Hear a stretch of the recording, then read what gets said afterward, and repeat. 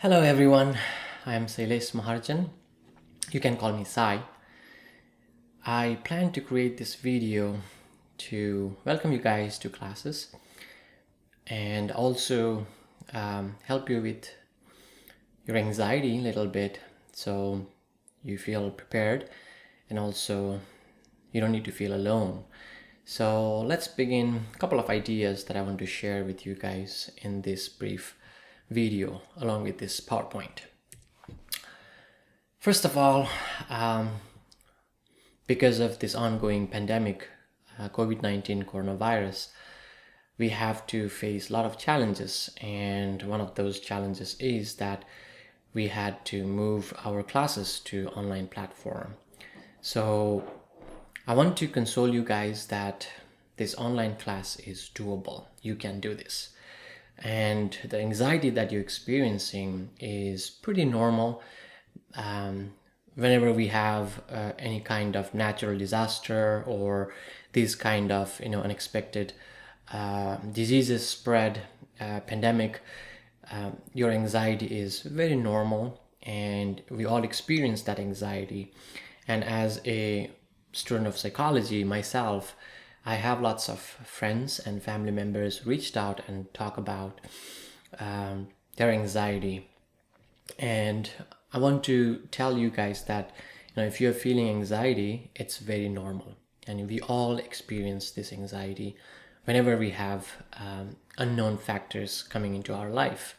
So this time is also somewhat similar to that situation. So one example I can give you guys, I'm originally from Nepal, and there was a major earthquake in 2015 in my country, 7.8 magnitude, and a lot of people lost their life and their properties. And I was there during that time, and we had that fear of that uncertainty because there was a major earthquake, 7.8, and there was multiple tremors afterward, and we continued to fear about this another earthquake hitting our country. So that fear kept us alert, and also in a way it helped us to survive. It helped us to be prepared for the worst. So the same way, what we experience right now because of this virus is pretty normal, and we can manage this anxiety. And one way to do that, that's something I've been proposing my friends and family, is that try to get educated, not only about the virus, but also about your anxiety. So one way you can do is keep yourself open to information, checking news, listening to reading newspaper.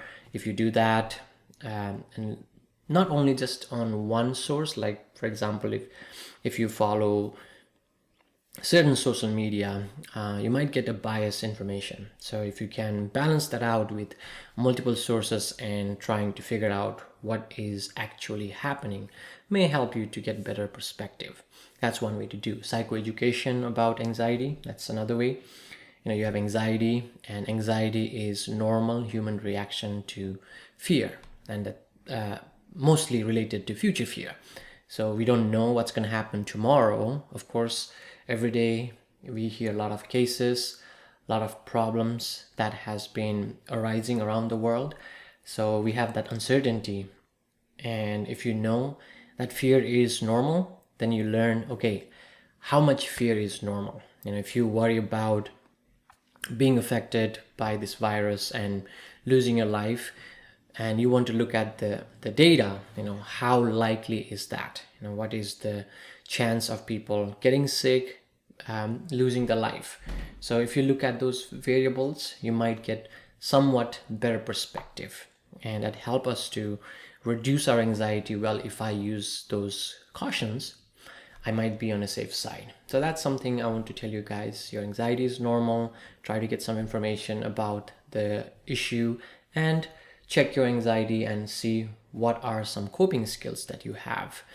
Reaching out to your friends, calling them, since we cannot go to talk to them in person. So making phone calls, video calls, checking in each other may help to balance your anxiety. So hang in there. We will get over this issue.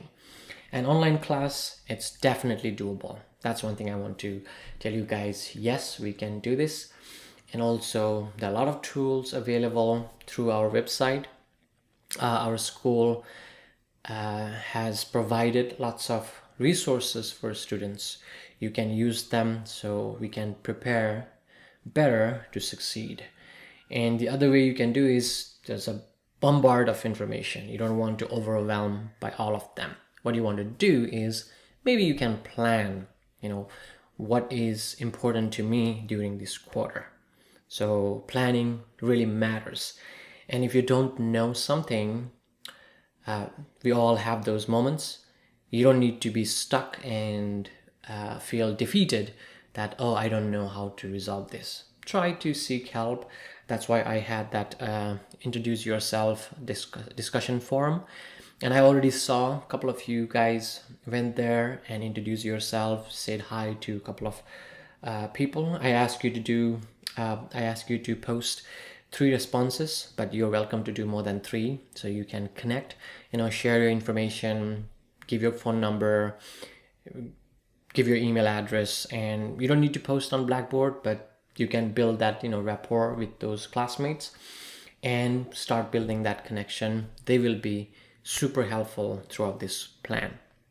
And I also saw on average all of my students are taking at least 12. Very few of them are taking less than 12, but most of them are taking 12 to 16 and some up to 20 units this quarter. And that's a lot. That's a handful of classes, at least 5 classes, to be honest with you. And that's a lot. However, if you took that challenge, I'm sure you planned in advance and try to stick to your plan and have that grittiness, have that persistence, try not to give up, try to manage your time, try to manage your workload.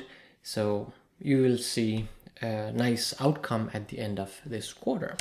So I'm teaching 4 classes this quarter. These are the classes: critical thinking, addiction and recovery, behavioral modification, and child psychopathology. I saw a couple of you guys are taking more than 1 class with me, and most of you have taken a class with me in previous quarters. So you're familiar with my teaching style. Unfortunately, we're not going to have one-on-one interaction due to this virus, but I'll try to be available to answer your questions through video conference, through email. So we'll see how it goes. And besides these classes, and this is, I'm not going to give you full lecture on this virus thing, but we definitely need to keep in mind we all are vulnerable to this disease if we don't take those cautions, right? So, maintaining distance, washing your hand, changing our lifestyle. It has changed our life quite a bit, and we might need to redesign our daily schedule by incorporating some of these approaches to keep ourselves safe, right? So these are the numbers so far based on news. A lot of people have lost their lives, about 50,000 around the world, and 5,000 plus only in the United States. And there's a new data in those 2 bullet points over here. These 2 seems like 38% of cases in hospital are 20 to 44 years old age range. That means most of you guys, I'm assuming you are in that age range. So we're not immune. We are vulnerable. We can get those disease. So we need to be careful and use those cautions as you hear from those media. And the other part here, that's a new data. They early mentioned this disease is spread through droplets. Somebody's spit or cough that can spread the disease. But now they're finding new information. It's a aerosol disease, which means just by breathing and talking can release some of those virus. And if you inhale those air, you might get infected. which also means that we need to use extra caution using mask, using some other protective tools to keep yourself safe. So my bottom line for this slide is keep yourself safe and try to protect your family members as well. Okay, coming back to online class. It's a big transition for us. We are not used to talk through video. We used to be in class, particularly CSUSB community, but we have to accept this new change, and maybe we need to prepare ourselves in a different way. Now, first thing, you need a computer or a laptop. It could be a laptop or a desktop, or even a tablet. So check if you have that device. And I put a link here. This will take you to our student resource for virtual learning website. And if you click this link over here, laptop lending, it gives you that option, ask your authentication, then take you to this website. And you can borrow a laptop, what kind of operating system you want, and when do you plan to pick up, so those information. So try this out and you might find some help if you don't have a device. And we need internet connection. I plan to do synchronous class at least once a week. If not, then I'll let you guys know. But definitely once a 2 weeks, we will meet and we talk about the chapter and also other concerns. And that's when you do online, the live class, you might need somewhat better connection. And our school provides some internet facilities. There are some internet career. They're giving free access to internet for students. So make sure you check that. And if I find any information, I'm gonna post it on Blackboard. And if anyone else knows, in addition to what I'm sharing with you guys, please feel free to post on Blackboard. I will open a empty discussion forum. You can post your information, something useful for your classmates, so you can help each other. And next thing you need is application. That's a computer application. And our school also provides, perhaps you guys already know, we have a lot of software freely available for students. So you go to software and go to student software. And this will take you to this page where you find a lot of freely available softwares. And I'm talking about this particular software, Microsoft Office 365. And there's an instruction here. If you follow through, you can download this to your laptop or your desktop. And you can download up to 4 or 5 copies of this software for your personal use. And it's freely available for students. Pretty cool. So I highly recommend to have this, so you can open PowerPoint on your computer even you don't have internet. Or you download it to your computer, then you can continue using without internet access. So that's another part might be helpful. And inform family members. Now this may sound mundane, but most of you guys have never taken online class, or if you have taken, it's not this serious, like 5 classes, 10 weeks or 9 weeks of classes, right? So I would go ahead and inform my family members, tell them I need free time from 11 to 12:30 a.m. because I'll be doing my class, or in noontime or evening. So let them know, so you can help. They can help you to focus better in your class. And also you need a good discipline because we're doing class online, right? So internet is pretty broad and a lot of distraction. If you have opened your YouTube page, social media, Facebook, Twitter, and you have Netflix, all those websites opened, they are temptations and you might just lose your track and you fall behind in your schedule. So don't try to work 5 hours straight. Even you have multiple classes, try to use small chunk of time, like 30 minutes, 40 minutes straight. no distraction, turn off your notification, do that part and take a break and come back when you're ready. So that might help you to establish a good habit of learning, doing online classes. And make a schedule, like we will have our classes whenever I go live. We will do that class in the same classes that we are scheduled on the weekdays, and I'm definitely gonna send you guys announcement so you can see when to participate. And that's how you can establish a good discipline for online classes. Excuse me. And organizing materials, that's very important because you will have lots of documents to download and upload. So here I have the example folder. I create Site 334 folder. Inside that, I'll open that, and I have a few other folders inside: discussion question, handout, PowerPoint, and so on and so forth. And I'm going to copy this. I'm going to create another folder here for Psych 351, right? And I'm going to open this, and I'll just copy my empty folders with these names. I'm going to right click, copy, and paste. Right click, paste this item. So now I have all those folders in each classes, and every time I download, I'm not going to download all of them in one folder or in my download or documents. I'm going to put them in this specified folder, and it will save tons of your time when you are supposed to search and use it again later. So that's one part of your discipline. You're going to organize your material.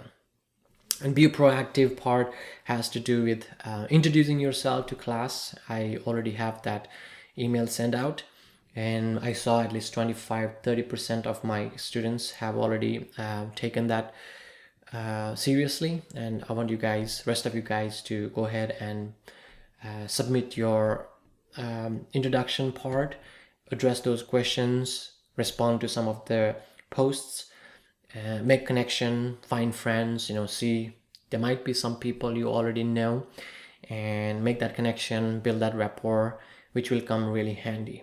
On the other side, you can talk to me, send me your questions, send me your emails, and I have my introduction, but very briefly, you can go ahead and respond to my post as well. Say hi if you know me. I know I have at least 30-40% of my classes is full of previous students, so you guys can go ahead and just make it more humanly instead of making it too technical. So just say hi and feel yourself to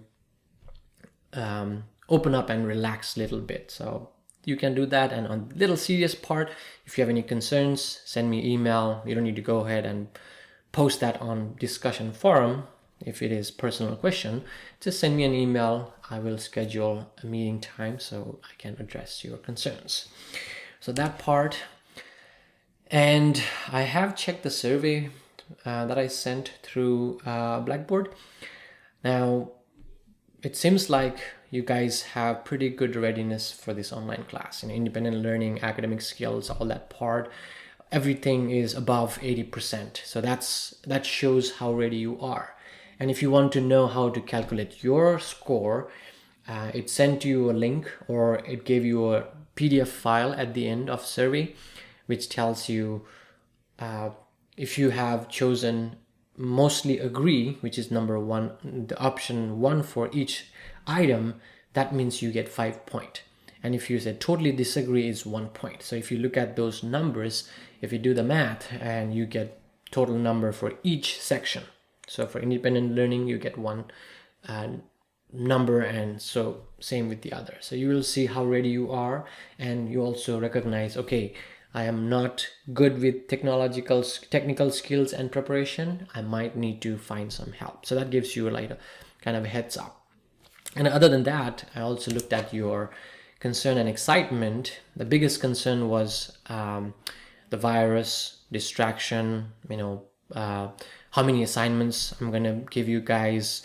Is it going to be much help? Are you going to give me a reminder? I will take all of your comments, into consideration as much as I can. I'm already planning to be flexible with this class. It's not going to be rigid. I'm not going to have like a solid rules. We will have some solid rules in terms of module for each week, because I don't want to push one module from week 1 to week 2, because what happens is it will just accumulate more work. So we try to do each module, get it done by end of that week. And I'll set you guys the deadline, and I'm gonna be flexible with that.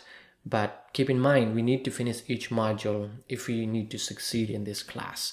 Even though it's online, we have to cover, significant amount of information in terms of learning and exercising and testing. So we will do that part. So let's keep that in mind, and I'm going to send you guys reminders. I'm going to give you guys to-do list for each week if needed. I'll post PowerPoint, I'll post discussion questions, additional materials, and I plan to post brief videos when we don't do synchronous class.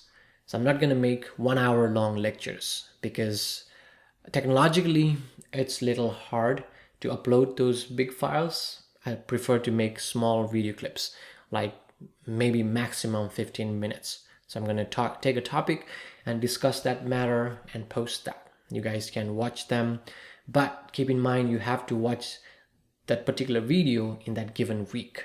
You don't want to accumulate that for next week, because you will have more videos and activities to do in following week. So try to get those things done and move on with the modules. So that will be there. And some suggestions, reminder, yes, I'm gonna send you guys reminder. I'm gonna make assignments relevant to the lecture and also the assigned reading part. I will send you guys email. I will give you some flexibility in terms of time. I'm not gonna give you like 30 minutes quiz. I'll give you a little open time period, so you guys can take that quiz in certain time. If time permits, I will allow you guys to take multiple attempts for those quiz, but I cannot guarantee. Sometime I have to test you in certain topic right away, because I believe in immediate feedback. So if I do that instant testing, you might get better grasp of those concepts. So that's gonna be there. And I'm talking a lot about my responsibility. And I also saw some of you guys mentioned, you will be organized, you will be more prepared for this class going back here. I want you guys to be responsible as well. Reading the chapter in advance. You already know the syllabus, the schedule. Until I inform you about changes, next week, whatever is set is not going to change. I'm not going to change in the last minute unless something big happens. But for now, you know what are the chapters you have to review for next week. So I want you guys to take your time.